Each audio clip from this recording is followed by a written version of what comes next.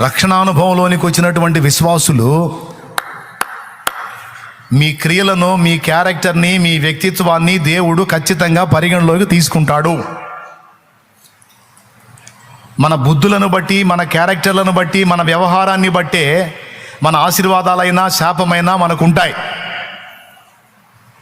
నేను బాప్తిస్మం పొందా కాబట్టి ఇంకా నేను ఎట్టూరేగినా పర్వాలేదు అనుకోవద్దు. ఈ మొక్క చెప్పింది బాప్తిస్మం పొందిన వాళ్ళతోనే.